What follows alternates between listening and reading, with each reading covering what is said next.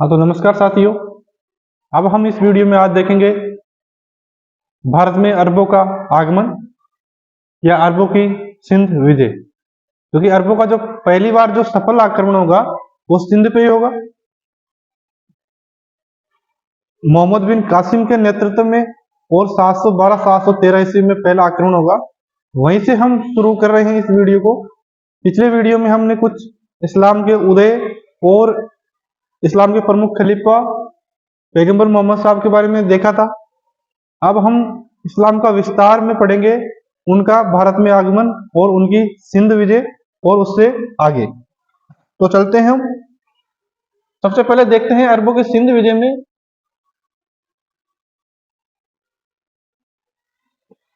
हमने पिछले वीडियो में देखे थे प्रमुख रूप से 4 खलीफा जो कि पैगंबर मोहम्मद साहब के बाद जो 4 खलीफा प्रमुख बने थे, अबू बकर, उमर, उस्मान और अली। और फिर उसके बाद हमने उमैया वंश की स्थापना देखी थी। और फिर उमैया वंश की स्थापना के साथ ही हमने ये भी देखा था कि कैसे राजधानी मदीना से जो है दमिश्क जाती है। और फिर उमैया वंश की स्थापना के बाद हमने देखा था कि अब्बासी खलीफा आएंगे जो कि राजधानी को दमिश्क से बगदाद ले जाएंगे। ये हमने पिछले वीडियो में देखा था। तो हम अब यहाँ अरबों की सिंध विजय में सबसे पहले देखते हैं। तो अरबों की सिंध विजय में है कि 711 ईस्वी में खलीफा वालिद के उत्तरी क्षेत्र यानी कि ईरान के गवर्नर थे अल हज्जाज। ये गवर्नर है अल हज्जाज खलीफा अल वालिद, जो कि एक खलीफा जो है वो तो संपूर्ण इस्लाम जगत का एक प्रमुख व्यक्ति है। तो इतने बड़े शासन पे वो स्वयं तो शासन कर नहीं सकता डायरेक्ट को, तो वह अलग अलग क्षेत्रों में अपने अपने गवर्नर जो है वह नियुक्त करता है, जो कि खलीफा की तरफ से जो है शासन चलाता है। तो यहाँ ईरान वाला जो क्षेत्र है वहां पे गवर्नर है अल हज्जाज। तो उन्होंने खलीफा से सिंध अभियान की अनुमति प्राप्त कर ली, क्योंकि कोई भी अभियान करेगा तो पहले क्योंकि खलीफा की तरफ से वह शासन कर रहा है वहां, तो कोई भी कार्य करने से पहले उसको खलीफा की अनुमति लेनी पड़ेगी। तो उन्होंने खलीफा से यह अनुमति ले ली कि उनको एक सिंध अभियान करना यानी कि सिंध पे आक्रमण की योजना की अनुमति इन्होंने अल हज्जाज ने खलीफा से ले ली। और खलीफा कौन? वालिद। ठीक है। उसके बाद देखेंगे तो सबसे पहले 711 ईस्वी में उबैदुल्ला के नेतृत्व में ये गवर्नर अल हज्जाज है, लेकिन भेजेगा किसको? सबसे पहले उबैदुल्ला को भेजेगा और इसके नेतृत्व में पहला अभियान सिंध भेजेगा। किंतु यह उबैदुल्ला अपने इस जिसके लिए इसको भेजा गया था यहाँ सिंध विजय के लिए उसमें सफल नहीं होता है और यह पराजित हुआ। और पराजित होने के बाद यह इस अभियान के दौरान मारा गया। तो अल हज्जाज के समय पहला सिंध विजय का अभियान भेजा जाता है उबैदुल्ला के नेतृत्व में, लेकिन वह असफल रहा और उबैदुल्ला मारा गया। आगे देखते हैं। दूसरा अभियान जो है बुदेल के नेतृत्व में जारी हुआ, लेकिन यह भी क्या रहा? असफल रहा। तो दूसरा अभियान भी आ गया। पहला अभियान तो उबैदुल्ला के नेतृत्व में भेजा गया, दूसरा अभियान जो है बुदेल के नेतृत्व में भेजा गया, लेकिन बुदेल भी अपने कार्य में सफल नहीं हो पाया और वह भी असफल रहा या पराजित हुआ। ये दूसरा अभियान होगा। ध्यान रखना, तीसरा अभियान महत्वपूर्ण है। अल हज्जाज जो वहां का गवर्नर है उसने सिंध पे जो अभियान भेजे हैं उसमें पहला और दूसरा असफल रहा, लेकिन जो तीसरा अभियान है जो उसने भेजा था 712 ईस्वी में, ध्यान रखना ये इंपॉर्टेंट है। उसने जो तीसरा अभियान भेजा 712 ईस्वी में, और यह किसके नेतृत्व में भेजा? मोहम्मद बिन कासिम के नेतृत्व में यह अभियान भेजा था। और मोहम्मद बिन कासिम ने सिंध के शासक राजा दाहिर को, ध्यान रखना, राजा दाहिर को क्या कर दिया? पराजित कर दिया। और दाहिर युद्ध करते हुए क्या हुआ? मारा गया। इंपॉर्टेंट लाइन है। तो अल हज्जाज ने पहले तो खलीफा से अनुमति प्राप्त की कि हमें सिंध पे आक्रमण करना है, उधर भारत की तरफ अपने साम्राज्य का विस्तार करना है। तो खलीफा ने अल हज्जाज को क्या दे दी? अनुमति दे दी कि आप ऐसा कर सकते हैं। उसके बाद वह उबैदुल्ला के नेतृत्व में पहला अभियान भेजेगा, फिर दूसरा अभियान भेजेगा, और फिर उसके दूसरा अभियान बुदेल के नेतृत्व में भेजेगा, और फिर तीसरा अभियान, ये पहले दो अभियान 711 में भेज रहा है, लेकिन अपना तीसरा अभियान भेजेगा 712 ईस्वी में। और वह तीसरा अभियान किसके नेतृत्व में भेजेगा? मोहम्मद बिन कासिम के नेतृत्व में। पहले दो अभियान असफल रहे थे, लेकिन अपने तीसरे जो अभियान है जो मोहम्मद बिन कासिम के नेतृत्व में भेजा था, उसमें जो है मोहम्मद बिन कासिम क्या होता है, यहाँ सिंध पे अपना जो है शासन करने में, यहाँ अपना अधिकार जमाने में क्या होता है, सफल होता है। और यहाँ कौन से राजा को पराजित करके वह सफल रहा था, तो यहाँ सिंध का शासक कौन था उस समय, राजा दाहिर। ठीक है, तो दाहिर को पराजित करके मोहम्मद बिन कासिम ने 712 ईस्वी में सिंध पे क्या कर लिया, अपना अधिकार कर लिया, और दाहिर युद्ध करते हुए युद्ध के दौरान ही मारा गया। तो अब हमको देखने की क्या कारण रहे, क्या कारण रहे कि मोहम्मद बिन कासिम सिंध जीतने में सफल रहा, और सिंध पे आक्रमण करने के क्या क्या कारण है। भाई मोहम्मद बिन कासिम ने सिंध पे आक्रमण किया, तो एक कारण तो हमें समझ में आता है कि चलो इस्लाम का साम्राज्य विस्तार करना है। ये तो खैर प्रत्येक राजा की या प्रत्येक साम्राज्य की यही मंशा रहती थी कि अपने साम्राज्य का ज्यादा से ज्यादा क्या किया जाए, विस्तार किया जाए। लेकिन इसके अलावा और क्या क्या कारण थे, वो हम यहाँ, क्योंकि इतिहासकार अलग अलग कारण बताते हैं कि अरबों के सिंध विजय के क्या क्या कारण थे। तो सबसे पहले हम यहाँ देखते हैं, कुछ कारण दिए गए हैं अपने यहाँ। तो सबसे पहले देखते हैं अरबों के सिंध विजय के कारण। तो पहला कारण है राजनीतिक कारण। भाई राजनीतिक कारण सबका होता है कि कोई भी साम्राज्य यही चाहता है कि उसके साम्राज्य का ज्यादा से ज्यादा क्या हो, तो विस्तार। पहला तो कारण ये होगा कि मुस्लिम राज्य का विस्तार करना। दूसरा कारण आर्थिक कारण, ताकि ज्यादा से ज्यादा धन इकट्ठा किया जा सके।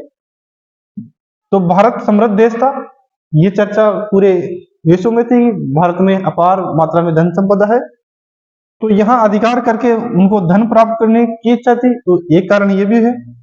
और तीसरा कारण है इस्लाम धर्म का प्रचार प्रसार करना, क्योंकि इस्लाम अभी अभी एक नव उदित एक धर्म था। तो वहां जो भी शासक होगा, तो उनका एक मकसद तो ये भी रहेगा कि ज्यादा से ज्यादा इस्लाम का क्या किया जाए, प्रसार किया जाए। तो तीसरा कारण ये भी है कि इस्लाम का ज्यादा से ज्यादा क्या किया जाए, प्रचार किया जाए, प्रसार किया जाए। और उसके अलावा तात्कालिक कारण बताते हैं कुछ इतिहासकार कि कुछ अरबी जहाजों का कुछ समुद्री डाकुओं ने लूट लिया था, और उन लूटे हुए जहाजों को वहां जो अल्लाह जहाज है उसने दाहिर का नाम लगा के बोला कि आप उसका जुर्माना भरिए, या जो जो नुकसान हुआ उसकी भरपाई आप कीजिए। तो दाहिर ने ये कह दिया कि हमने ऐसा किया नहीं है, तो हम जुर्माना क्यों भरे या हम उसकी भरपाई क्यों करें, जबकि हमने ऐसा किया नहीं है। तो इसी बात को लेके फिर बाद में जो है उन्होंने सिंध पे आक्रमण किया और दाहिर को पराजित किया। ये कुछ इतिहासकार मानते हैं ऐसा, और कुछ ऐसा भी मानते हैं कि दाहिर के ही आदमियों ने उनके जो है जहाज लूटे थे। लेकिन कुछ इतिहासकार मानते हैं कि दाहिर के आदमी नहीं थे, वो समुद्री डाकू थे, उन्होंने जो है खलीफा के कुछ जहाज जो जा रहे थे वो उनको लूट लिया था। लेकिन खैर जो भी हो, ये तात्कालिक कारण है कि खलीफा के कुछ जहाजों को वहां लूटा गया था, और उसी बात को लेकर दाहिर और जो है गवर्नर के बीच मनमुटाव हो गया था, और उसी बात के लेके फिर उन्होंने सिंध पे क्या कर दिया, आक्रमण कर दिया। ये तात्कालिक कारण माना जाता है। तो ऐसे करके चार कारण मुख्य रूप से, राजनीतिक कारण, आर्थिक कारण, इस्लाम धर्म का प्रचार करना, और तात्कालिक कारण, ये कारण माने जाते हैं। अब हम देखते हैं कुछ आगे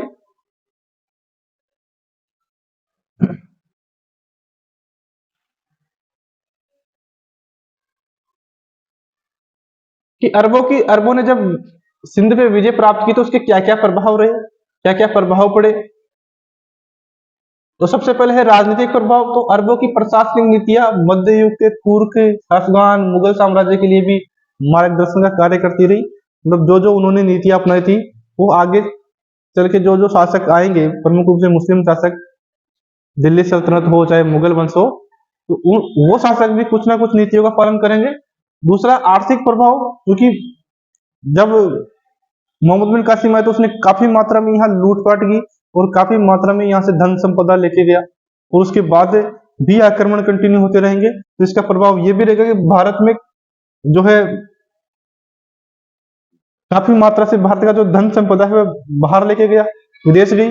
और उसके बाद देखे तो जब वो है और प्रभाव हम देखे तो वह खजूर की बागवानी और ऊंट पालन, क्योंकि खजूर जो है मुख्य रूप से आप देखो रेगिस्तानी क्षेत्रों में होता है, और ऊंट भी मुख्य रूप से रेगिस्तानी क्षेत्रों में पाया जाता है, तो अपने साथ ये चीजें भी लेके आएंगे। उसके अलावा चरम सिल्क का प्रोत्साहन, मुद्रा प्रणाली का विकास, और नगरीकरण, अनेक नए नगरों का विकास भी, ये आर्थिक प्रभाव में जो है अरबों की सिंध विजय के प्रभाव है। इसके अलावा देखते हैं सामाजिक प्रभाव भी हुए, सामाजिक समानता का विकास हुआ, ऊंच नीच वर्ग भेद में कमी, पर्दा प्रथा का प्रारंभ। भाई इस्लाम में जाति प्रथा जैसी कोई बुराई नहीं है, तो जब वह यहाँ आएंगे तो जो यहाँ पहले से प्रचलित जो जाति प्रथा है या भेदभाव जैसी समस्या है उनमें थोड़ी बहुत कमी आएगी। और यहाँ देखो पर्दा प्रथा का प्रारंभ भी यहीं से मानते हैं, क्योंकि जब इस्लाम के जो आक्रांता यहाँ आते थे और वो जब आक्रमण करते थे तो लूट माट के बाद या जब लूटपाट कर लेते थे उसके बाद महिलाओं को अत्याचार करते थे, उनके साथ बलात्कार या उनको उठा के ले जाना, ऐसी घटनाएं करते थे। तो पर्दा प्रथा का मतलब है कि महिलाएं अपना जो चेहरा है पर्दे के माध्यम से ढक लेती थी ताकि पता नहीं लग पाता था।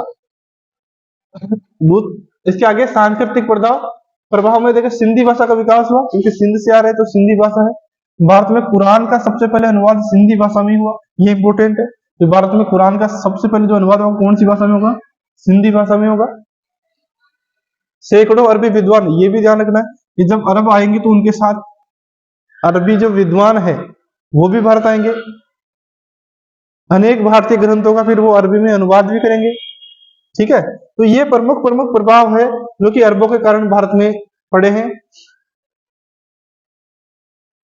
अब हम देखेंगे तुर्कों का उदय और भारत पर आक्रमण। ये तो हमने अरब देखे हैं। अब अरब आए, मोहम्मद बिन कासिम आया, लूटा चला गया, लेकिन उसने यहाँ सत्ता स्थापित नहीं की।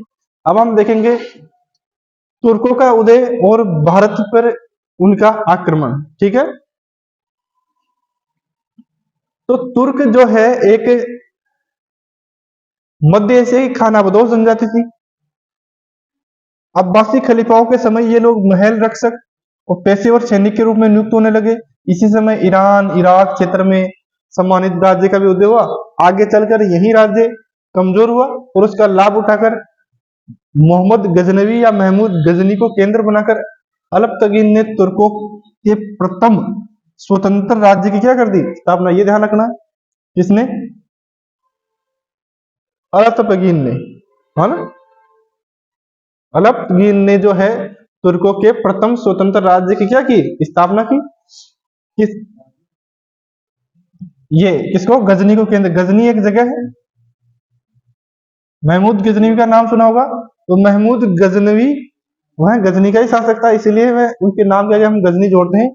तो गजनी को केंद्र बना के अलपतगीन ने एक नए वंश की स्थापना की, जिसको बोलते हैं हम कौन सा? तुर्क वंश। ठीक है,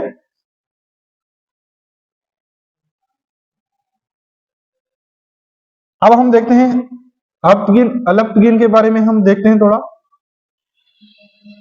तो अलपतगीन का जो शासनकाल है वह 962 से लेकर 977 ईस्वी तक शासनकाल इनका रहा है वहां गजनी पे, और इन्होंने गजनी से अपनी सत्ता की शुरुआत की है। उसके बाद सुबुक्तगीन आएगा।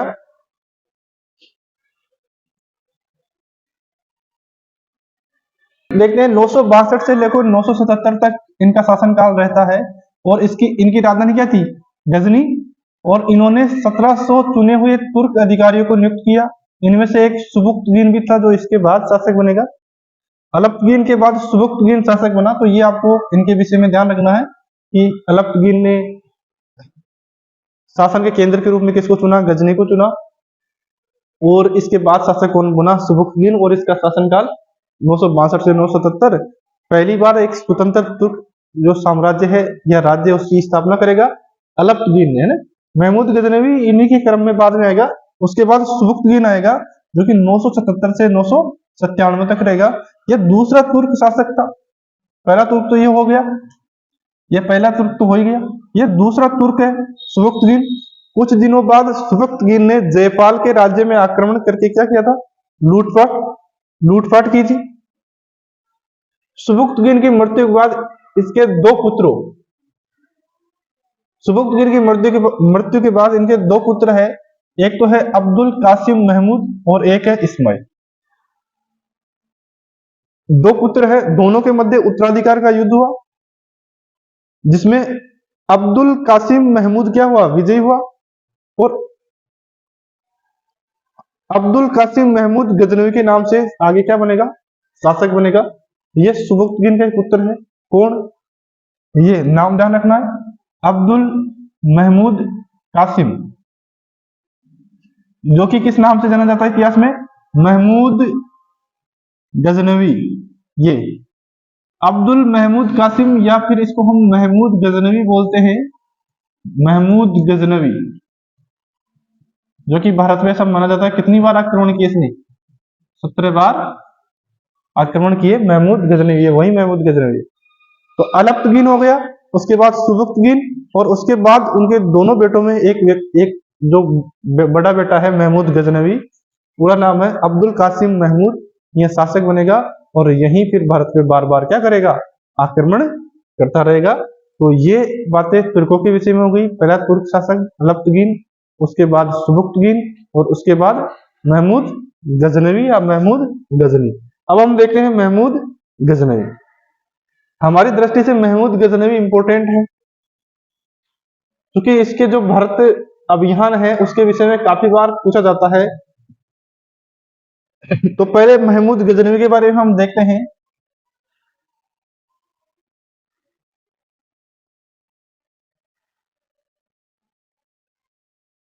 तो महमूद गजनवी गद्दी पर बैठने के 1 वर्ष के अंदर ही बगदाद के, ये अब्बासी खलीफा हमने देखा ही था कि दमिश्क से जो है खलीफा की जो राजधानी, खलीफा की जो राजधानी पहले दमिश्क थी, उसको बगदाद कौन लेके आए थे, अब्बासी खलीफा लेके आए थे। तो बगदाद के अब्बासी खलीफा अल कादिर बिल्लाह से गजनी के शासक के रूप में उन्होंने मान्यता प्राप्त कर ली। तो गजनी, महमूद गजनवी खलीफा से अपने शासन की जो है मान्यता के रूप में प्राप्त कर रहा है ताकि वह शासन कर सके। अल कादिर बिल्लाह ने महमूद गजनवी को अमीन अल मिल्लत, ध्यान रखना, अमीन अल मिल्लत का मतलब होता है मुसलमानों का रक्षक, और यामीन उद दौला यानी कि साम्राज्य का दाहिना हाथ की उपाधि प्रदान की। ये इंपॉर्टेंट है, ये ध्यान रखना कि अल कादिर बिल्लाह ने, ये खलीफा है, बगदाद का खलीफा है, इन्होंने जो है महमूद गजनवी को कौन सी उपाधि दी, अमीन अल मिल्लत यानी कि मुसलमानों का रक्षक, और यामीन उद दौला, यामीन उद दौला का मतलब होता है साम्राज्य का दाहिना हाथ, दाया हाथ जिसको हम बोलते हैं। तो ये दोनों उपाधियां खलीफा ने महमूद गजनवी को दी। उसके बाद देखिए महमूद गजनवी सुल्तान की उपाधि धारण करने वाला पहला मुस्लिम शासक था। इंपॉर्टेंट है, मोस्ट इंपॉर्टेंट है ये, ठीक है। महमूद गजनवी किसकी उपाधि, सुल्तान की उपाधि। महमूद गजनवी सुल्तान की उपाधि धारण करने वाला पहला शासक है, पहला मुस्लिम शासक, ध्यान रखना है। तो अगर पूछा जाए कि पहला ऐसा मुस्लिम शासक जिसने पहली बार सुल्तान की उपाधि धारण की, कौन है, महमूद गजनवी, और यामीन उद दौला ये उपाधि उनको खलीफा ने दी थी। तो ये तो महमूद गजनवी के बारे में, और इनका शासनकाल 998 से 1030 ईस्वी, ये देख लेना। और इसी दौरान ये भारत में कितनी बार आक्रमण, 17 बार आक्रमण करेगा, ठीक है। तो ये महमूद गजनवी के बारे में होगा। अब हम महमूद गजनवी के कुछ भारत अभियान देख लेते हैं। महमूद गजनवी जो है 1000 ईस्वी से 1027 ईस्वी तक भारत में कुल कितनी बार आक्रमण करेगा, 17 बार। ये इंपॉर्टेंट है कि महमूद गजनवी भारत में कुल कितनी बार, कब से कब तक आक्रमण कर रहा है। महमूद गजनवी 1000 ईस्वी से लेकर 1027, इसका अंतिम जो अभियान है 1027 में, यह भी पूछा जाता है महमूद गजनवी के अंतिम अभियान। तो महमूद गजनवी 1000 ईस्वी से 1027 ईस्वी तक भारत में कुल कितनी बार, 17 बार क्या किया है, आक्रमण। महमूद गजनवी ने कुल 17 बार आक्रमण किए 1000 ईस्वी से लेकर 1027। इनका पहला अभियान जो है 1000 ईस्वी में है, जब इसने सीमा के कुछ क्षेत्रों को विजित किया, मतलब सिंध वाले क्षेत्रों को, कुछ क्षेत्रों को इन्होंने विजित किया। 1000 ईस्वी में इसका पहला अभियान होगा और 1027 में इसका अंतिम अभियान होगा महमूद गजनवी का। अब हम आगे देखते हैं।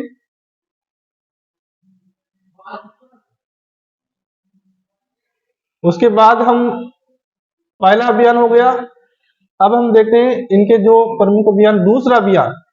दूसरा अभियान देखोगे तो दूसरा अभियान, पहला तो 1001 ईस्वी में 1000 में हो गया, दूसरा अभियान ये दूसरा हो गया।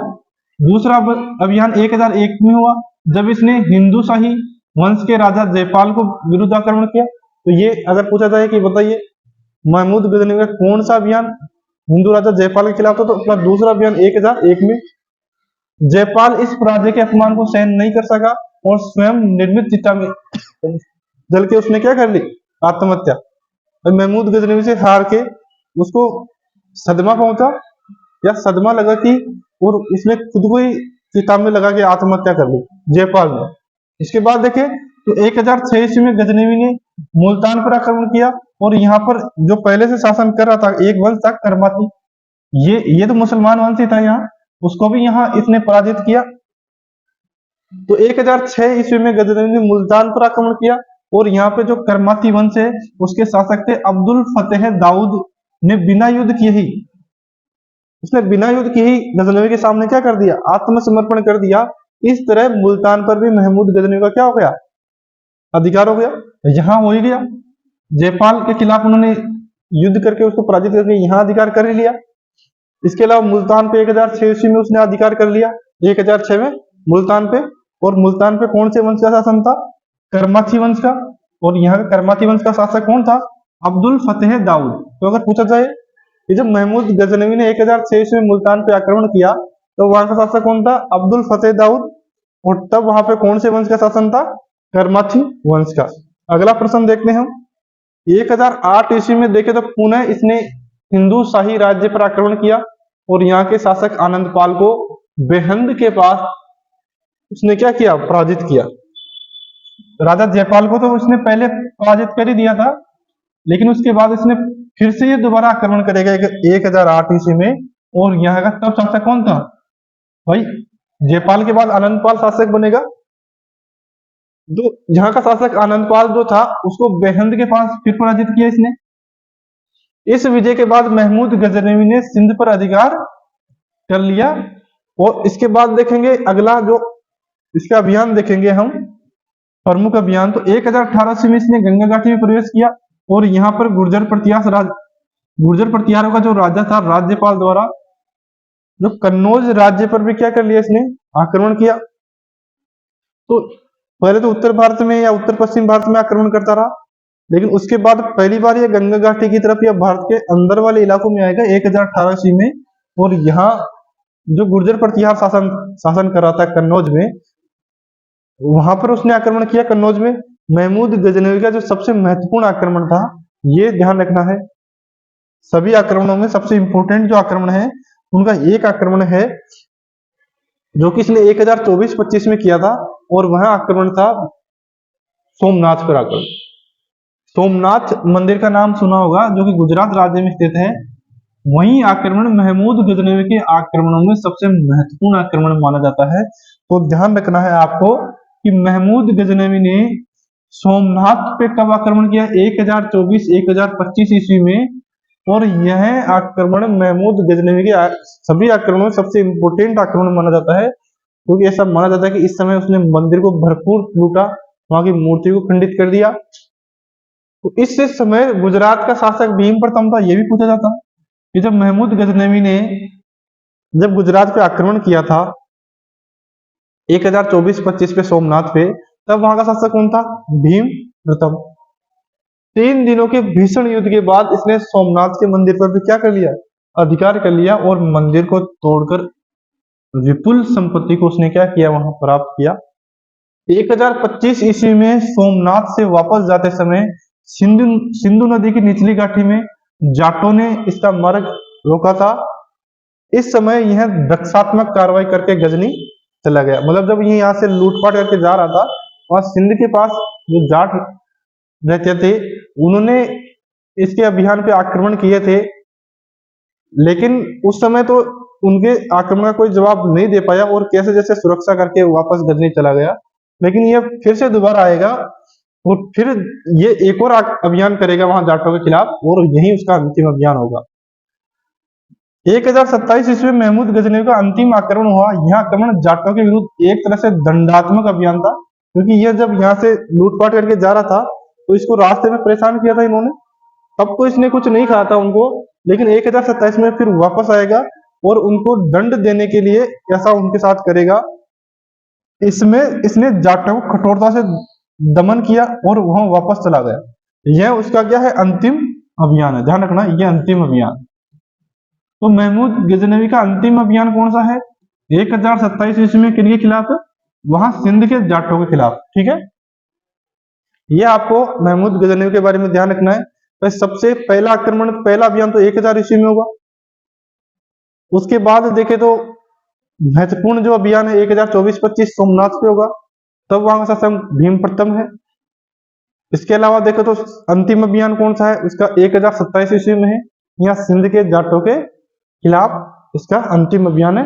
ये अभियानों में आपको ध्यान रखने हैं। और जो अपने मुल्तान अभियान है, ये करमाथी उस वंश के खिलाफ जो अभियान है वो भी अपन को ध्यान रखने हैं। अब हम आगे चलते हैं। तो महमूद गजनवी के कुछ अभियान हम यहाँ एक देख लेते हैं, इंडेक्स में देख लेते हैं। पहले महमूद गजनवी के प्रमुख भारतीय अभियान यहाँ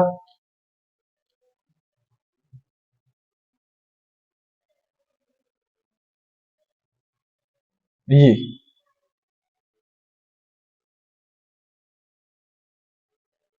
तो महमूद गजनवी के प्रमुख भारतीय अभियानों में देखेंगे तो महमूद गजनवी ने कुल 17 बार भारत पे आक्रमण किया, और 1000 से लेके 1027 तक हम मानते हैं। 17 बार कब से कब तक? 1000 ईस्वी से 1027 ईस्वी तक। ध्यान रखना कुल कितनी बार? 17 बार आक्रमण किए, जिनमें से जो महत्वपूर्ण अभियान है यहाँ दिए गए हैं। तो देखे 1001 1002 ईस्वी में इसने हिंदुशाही राज्य के खिलाफ पहला अभियान किया, और वहां का शासक कौन था? जयपाल। ये ध्यान रखना आपको। 1001 और 1002 में अपना पहला अभियान हिंदुशाही राज्य के खिलाफ करेगा, और तब वहां का शासक कौन है? जयपाल है। इसके बाद देखें तो 1005 1006 ईस्वी में यह मुल्तान के खिलाफ अभियान करेगा, और वहां का शासक कौन है? अब्दुल फतेह दाऊद। और यहाँ ये कौन सा वंश है? करमाथी वंश। ध्यान रखना ये कौन सा वंश है? करमाथी वंश है। तो करमाथी वंश का शासक है अब्दुल फतेह दाऊद, मुल्तान। इसके इसके बाद देखें तो 1008 1009 ईस्वी में फिर दोबारा से हिंदुशाही राज्य के खिलाफ करेगा, और तब वहां का शासक कौन है? आनंदपाल है। पहले जयपाल था, उसके बाद आनंदपाल है। उसके बाद देखें तो 1012-13 ईस्वी में यह थानेश्वर पर भी अभियान करेगा, और वहां का शासक कौन है? राजा राम।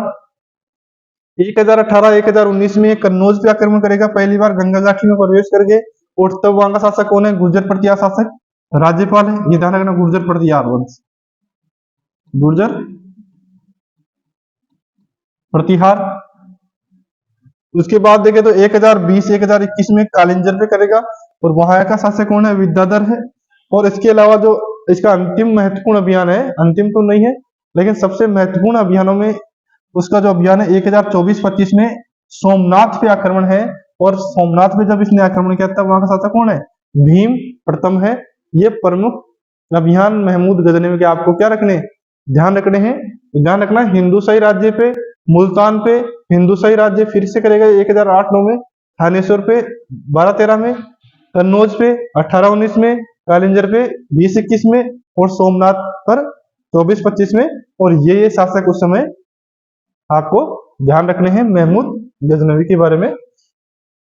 अब हम आगे देखते हैं महमूद गजनवी के आक्रमण का प्रभाव। तो वही आक्रमणों के प्रभाव क्या होते हैं? एक तो सांस्कृतिक प्रभाव पड़ते हैं, राजनीतिक प्रभाव होते हैं, है ना। तो पहला तो ये हुआ कि जो भारतीय जो राजा है, भारतीय जो शासक है, उनकी कमजोरी का पता लगा कि भाई हाँ कितना सक्षम है विदेशी आक्रमणकारियों का सामना करने के लिए। जो भारतीय शासक है वो कितने सक्षम है। तो पहली कमजोरी तो भारतीय शासकों की ये उजागर हो गई कि महमूद गजनी आया और वह लूटपाट किया उसने, और यहाँ के शासकों को हराया। तो पहला तो क्या हुआ कि भारतीय राजाओं को पराजित कर भारतीय राजनीति की कमजोरी को उसने उजागर कर दिया पूरे विश्व के सामने। और दूसरा देखेंगे पंजाब, सिंध एवं मुल्तान में गजनवी गवर्नरों की नियुक्ति करके मुस्लिम शासन की भी स्थापना हो गई। तीसरा है कि भारत में विदेशी आक्रमण का द्वार खोल दिया गया, भारतीय कला को नष्ट किया गया, और भारतीय धन को गजनी ले जाया गया। ये सब प्रभाव गजनी के आक्रमण के फलस्वरूप देखने को मिलते हैं। अब हम ये हमारा हो गया, मोहम्मद बिन कासिम हो गया, तो हमने देख लिया, एक तो देख लिया मोहम्मद बिन कासिम, मोहम्मद बिन कासिम हो गया अपना। ये 712 ईस्वी में। ठीक है, दूसरा तुर्कों का आक्रमण देख, ये तो अरबों का आक्रमण है, ये तो अरब है। अब देखते हैं तुर्कों में देखते हैं महमूद गजनवी। और महमूद गजनवी कब से कब तक? 1000 से 1027 ईस्वी तक। कितनी बार? 17 बार। अब हम देखते हैं अगला, मोहम्मद गोरी। मोहम्मद गोरी, और मोहम्मद गोरी जब आक्रमण करेगा, इसके बाद स्थायी रूप से भारत में एक मुस्लिम शासन की स्थापना होगी। अभी तक मुस्लिम शासन की स्थापना स्थायी रूप से नहीं हुई है, लेकिन गोरी के बाद भारत में स्थायी रूप से मुस्लिम शासन की स्थापना होगी। तो मोहम्मद गोरी के बारे में हम देखते हैं। मोहम्मद गोरी 12वीं शताब्दी के मध्य में गौर वंश का उदय हुआ। जैसे गजनी में गजनी वंश का उदय हुआ है, हम उसी के नाम से उसको गजनी वंश कह देते हैं। ओके, तो गौर प्रदेश पे शासन करने के कारण ये गौरी कहलाए। तो 12वीं शताब्दी में मध्य में गौर वंश का उदय हुआ। इसके साम्राज्य का आधार उत्तर पश्चिम वाला जो अफगानिस्तान है वो है। प्रारंभ में गोरी लोग गजनी के अधीन ही थे, भाई गजनी के शासकों के अधीन ही ये लोग थे पहले, बाद में जाके ये स्वतंत्र हो पाए थे। इसके अलावा आगे देखें तो 1163 ईस्वी में गयासुद्दीन बिन साम गौर वंश का शासक बना। इसने गजनी पर आक्रमण करके इसे विजित कर लिया और अपने छोटे भाई मोहम्मद गोरी को गजनी दे दिया। ठीक है, तो इस वंश में एक व्यक्ति आएगा मोहम्मद बिन साम या गयासुद्दीन बिन साम। गयासुद्दीन बिन साम गजनी को जीतेगा और अपने भाई मोहम्मद गोरी को गजनी दे देगा। गोरी का पहला आक्रमण 1175 ईस्वी में भारत में होगा, मुल्तान पे। जैसे महमूद गजनी का आक्रमण 1000 में हुआ था हिंदुशाही वंश पे, वैसे ही मोहम्मद गोरी का जो पहला आक्रमण होगा वो ये ध्यान रखना 1175 में होगा, मुल्तान पर। ठीक है, तो मोहम्मद गोरी का पहला आक्रमण 1175 मुल्तान।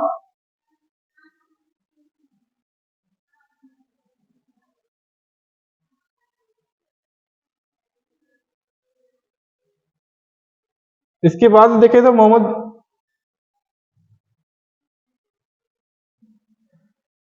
इसने कर्माथियों को पराजित करके अपना अधिकार स्थापित किया, और यह इसकी क्या थी? पहली विजय थी। ध्यान रखना, यह इसकी मुल्तान पे पहली विजय थी 1175 में। 1178 ईस्वी में मोहम्मद गोरी ने गुजरात पर आक्रमण किया। इस समय यहाँ का शासक भीम द्वितीय था, यह ध्यान रखना है।